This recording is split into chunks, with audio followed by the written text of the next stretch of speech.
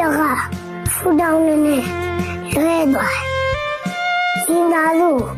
ထောက်မှန်နိုင်တဲ့သူဖြစ်ရပါစေဆိုပြီးဖူတောင်းလိုက်တာအမေသာအကြီးကအမေနဲ့ဝေးရရောက်လာတော့ပဲအမေသူငေါ့တိုင်းပြန်ခံတော့တဲ့မိသားလူမကြီးကအခုဆိုလှုပ်ရှင်တဲ့တွေဟာလက်မင်းချပြီပြုံးတတ်နေပြီအမေတနေ့အစဉ်ပြေခဲ့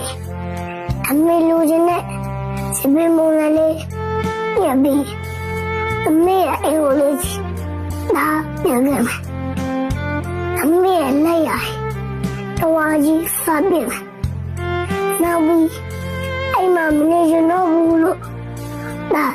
ဘယ်တော့မှချက်မပြောတော့အပြေလောကကြီးအမေယူ